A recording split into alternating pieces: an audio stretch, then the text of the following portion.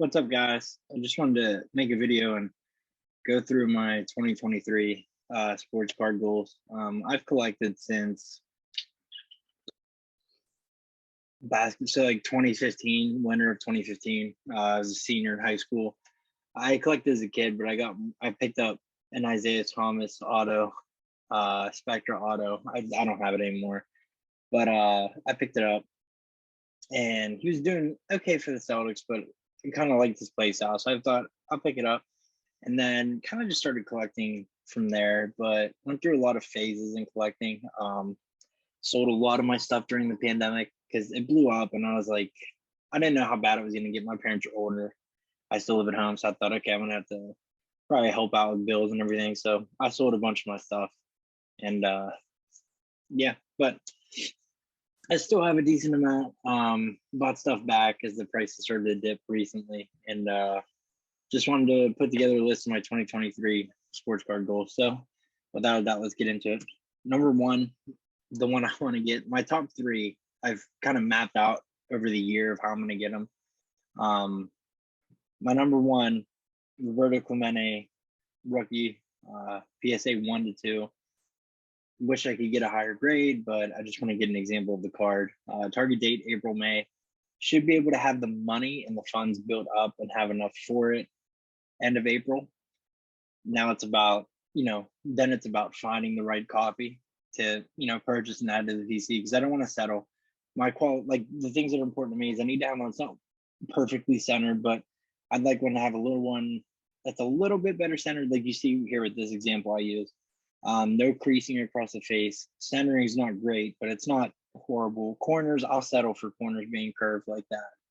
Rounded corners. Number two, the Bird Magic rookie. I'm a Celtics fan. I'm a Pirates fan, Celtics fan, Raiders fan. You see my Raiders flag, but this is a very important card to me in basketball history, realistically. Bird and Magic being on the same rookie card, like, really cements the Celtics-Lakers rivalry. Target date on that one, August, September. Willie Stargell. It's hard to watch a Pirate game without hearing a Willie Stargell or Roberto Clemente story. Anytime a home run's hit, you hear about Willie Stargell. My dad was able to watch both of them. My dad was actually at Clemente's 3,000th hit. He watched Willie Stargell. Very important for me to get this card. Target date December of 2023. And now we move in more to the weirder ones. I get not weirder ones, but just odd ones. Fred Clark T206. It has to be the 150 subjects in a PSA 2 to 4. The reason I want it to be 150 is because that was like the first print run of them. Correct me if I'm wrong, but not like the first print run, but one of the earlier ones. And I'd like to add one of those.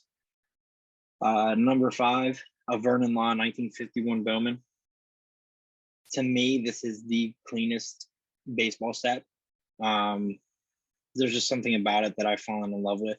It really looks like Vernon Law is taking a pitch on the same field that the Sandlot crew played on. So that's a fun one for me to pick up. I actually have that one now. I'll make a video on it. That's my card right there, actually, in a PSA 7. Kevin Garnett. One of my favorite Celtics ever that I got to watch. The passion he played with defensively, I'm a big defensive basketball fan. I like defense in basketball. Whenever I coach my nephew's basketball team, that's kind of what I emphasize with them, was playing defense, how to play it at an elite level. That's my card there, the finest PSA 9. For me, I wanted the coating on this card, and the coating could not cover his face. So I was able to find one, and for a very good price, and add it to the PC. Number 7, Jason Tatum. We graduated the same year in high school, so always have that tie to him. It's actually why I collect Harry Giles, which I just got this one in out of 25, but I'll make another video about that stuff. But for me with Tatum, we're the same age. Really respect him as a father. He does a very good job.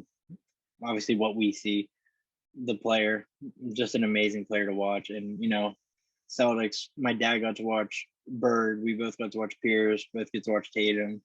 It's just fun to watch. Target date for that's May to June. Number 8, Albert Pujols, 2001 Topps Chrome traded. This is probably the best baseball player I've seen. I was alive when Barry Bonds was playing, but I was still young when Bonds was like hitting the record. I remember being a kid and my room was getting renovated, and I had my little box TV up, and I had a notebook, and I was like writing down Barry Bonds home run numbers and trying to keep track of it all. I'll have to add Barry Bonds rookie at some point. Like, I'm not only picking up the cards on this list, I'm also picking up other ones and stuff. So I'll still have like a video of pickups and whatnot. But Pujols, I mean, you watch a Pirate game, you're gonna get tormented with this guy. He murdered the Pirates, and I remember being a kid and just Pujols would come up on the Cardinals, and you'd be like, no, like you knew it was gonna happen.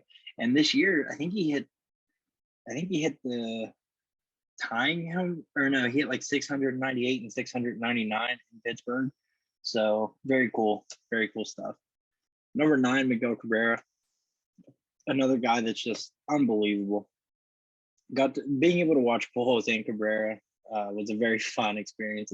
For me, growing up a baseball fan, actually made it to the ballpark 2 years ago when the Tigers played in Pittsburgh. I think they might come back this year. I know all teams play each other this year, which is really exciting. But if they do, I'll probably try to get out and go. Definitely someone I want to see. And this is his last year, so I would like to add that to the PC. Probably, I don't have the date, but probably prior to July. That'd be a good goal. Number 10, Oneil Cruz. I remember I had just gotten surgery, and I got surgery on the 23rd of September, 2021. And on October 2nd, he made his debut. And I remember telling my dad, because I was still out of it, and I remember telling him, we're going to that game. And we paid up for dugout seats. Very cool experience to be able to be there for that. And so this is my card actually here. I have picked up a couple, but I still want to have them on the list. Oneil Cruz is, if he can put it all together, man, he's going to be a monster. Here's a good one. Oneil Cruz 2022 Topps Chrome Gold auto. I'm not picking up a ton of autos and patches. That's what my PC primarily was. But right now, I realized during the pandemic, I much more prefer the rookie cards. So that's what I'm going for. But every now and then, I'm going to pick up an auto. This is from his first career home run, the second career game, which me and my dad were not at. But I had to pick that one up. That's actually, I consolidated a bunch of cards December of 2022, and I was able to use those funds to get this. And if he pans out, he pans out. If not, I'll always remember the hype. Number 12, Brian Hayes, Topps Gold. Similar to Cruz, he's a fun player to watch. He defensively is just so good. And if Arenado didn't have namesake carrying him, I think Hayes should have won Gold Glove last year. But that's a cool one. These guys are, they're fun young bucks to watch. But yeah, that's my 12 pickups for the year. That my goal is. I've picked up like 6 or 7 so far. I think 6. I think I have 6. But the other ones are big ones. I just wanted to post this, and I'll keep you guys updated with my pickups. All right, peace.